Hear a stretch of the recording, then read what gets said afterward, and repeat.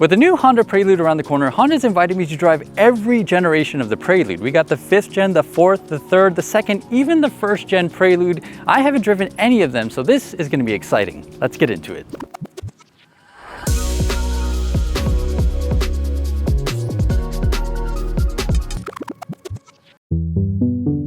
With a new Prelude on the way after 25 years, it's worth asking, what exactly was this iconic Honda? Because it wasn't just a coupe. Honda made many of those, but as the name suggests, it was a preview of what's to come. The Prelude evolved into an engineering showcase by Honda, introducing the industry's first four-wheel steering system and even early torque vectoring. So, let's take a look back at how each generation moved the Prelude and Honda forward.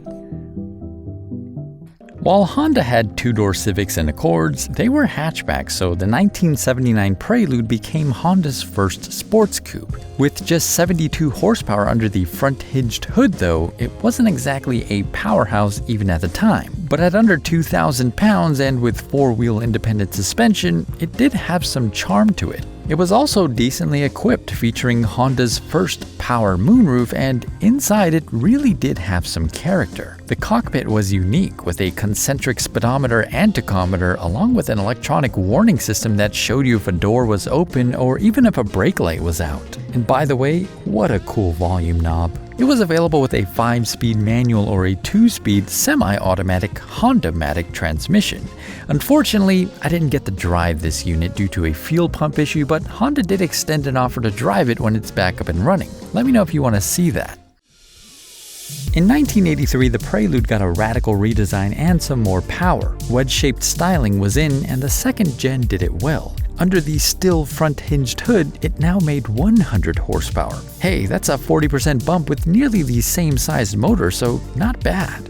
While that was still carbureted, Honda later introduced fuel injection to the first sport-injected or SI Prelude using a system derived from Honda's Formula One efforts. It also made a little more power as well. The front design was sleek, with a low hood and pop-up headlights that actually integrated itself into the front design when retracted. And the rear introduced that iconic design with Prelude boldly written out, a common trend that's actually seen in new cars today.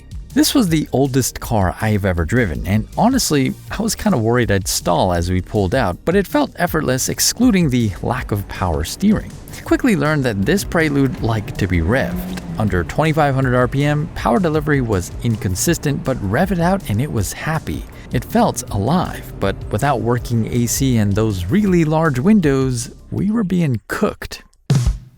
With the 3rd gen, Honda really stepped up its game. It introduced the world's first fully mechanical four-wheel steering system, and as you'd expect, this thing dominated the industry when it came to handling. The SI trim came with a 2-liter now dual overhead cam engine that produced 135 horsepower and had a much more familiar Honda sound. Inside, the bucket seats had adjustable side bolsters and even a mechanical memory function for the seat recline, which was pretty cool. You also had AC vents coming out of the doors, which was pretty interesting. This example was an SI with a 4-speed automatic without the 4-wheel steering option. Less fun, but those long gears really did let me soak up the sound of its B-Series engine. It felt more like a sporty Grand Tour, and of course, with those massive windows, visibility and that view was incredible. On the topic of older cars, with new cars being so expensive these days, people are holding onto their cars for longer than ever. And if you're one of those people like I am, you might want to consider giving your car a refresh. Such as with today's sponsor LASFIT, which offers these excellent all-weather floor liners. LastFit uses laser scanning technology to get a precise fit for your vehicle, offering excellent coverage around every corner that counts. Much better coverage than the OEM mats. I love how they feature full coverage of the dead pedal as well as raised walls and even covers for the locking points to keep spills trapped inside.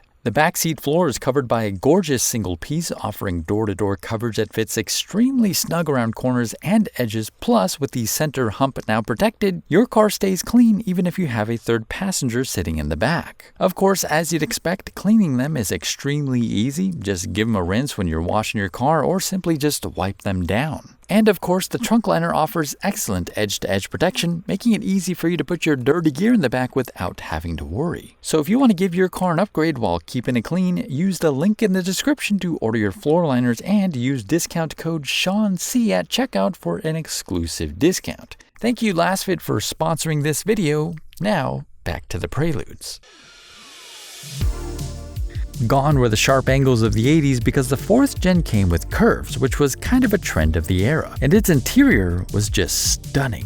The cockpit looked like a futuristic spaceship with digital gauges throughout, and I could only imagine how cool this thing would look at night. Also interesting was that this generation moved from a moonroof to a sunroof. 4-wheel steering stuck around though, but this time it was electronically controlled, which this Prelude Si came with. More interestingly was VTEC making its way to the Honda brand, at least here in the States. While not this model, the Prelude VTEC trim produced a staggering 190 horsepower from a 2.2-liter naturally aspirated 4-cylinder. That's 20 more horsepower than the 1995 V6 Accord, and there were no turbos here. Despite the tech and performance though, this was a competitive era even within Honda's own lineup that included many coupes and the better looking and more affordable Acura Integra that also had a VTEC option. As a result, sales for this Prelude struggled, but regardless, driving this classic truly felt special. It probably was my favorite.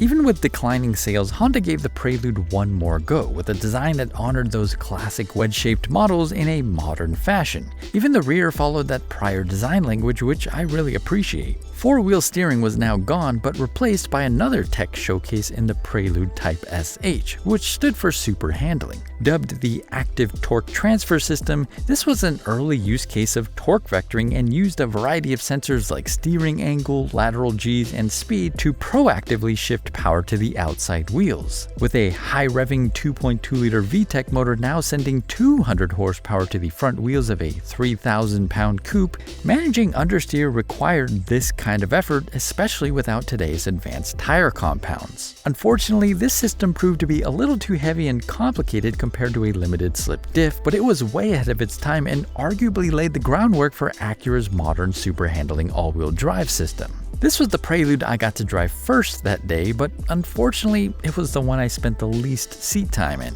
I also had to be careful, and I was still learning the route and was honestly distracted by the view. But I did get to hear that iconic VTEC crossover at 5,200 RPM though, which was just legendary. It also handled fine for what it was back then, and Car and Driver named it the best handling car under $30,000. Yeah, the Prelude wasn't cheap. With an MSRP of more than $26,000, you're looking at well over 50 grand in today's money. That's Integra Type S or TLX A-Spec territory. At that price point, combined with the rise of Acura at the time, the 5th gen Prelude remained a tough sell. But now, after 25 years, we're getting a new Prelude, and I'm jumping in because Honda just dropped some new information on the Prelude, which is confirmed to be arriving to dealer lots later this year. Honda just announced that the Prelude will be using the same suspension and Brembo brakes that are found on the Honda Civic Type R, but the Prelude will be tuned to be a more sporty yet comfortable Grand Tour. Perhaps it's going to be having the softer suspension setup that's found in the Integra Type S.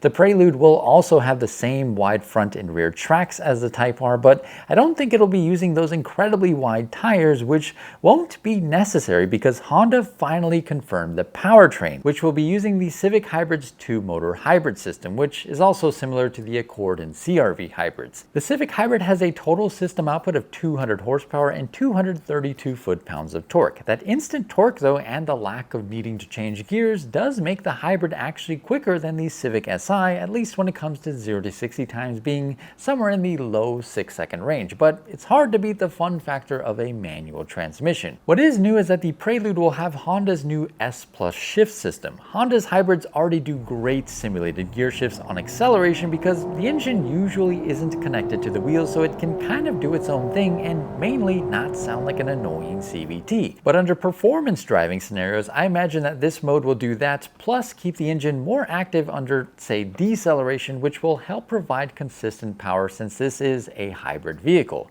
I'm sure many of us were hoping for more than 200 horsepower, which is the same as a 25-year-old 5th generation Prelude, but I'm still kind of optimistic because we know Honda doesn't always drop the performance model right away, like the Acura Integra Type S for example. With that, thank you so much for watching, and thank you to LastFit for sponsoring this video. Be sure to check out their floor liners using the link in the description. They are great all-weather mats, and they've got them for pretty much every make and model out there. Also, a special thank you to Honda for inviting me out, and especially the team that's managed and upkept these pristine historic Honda examples.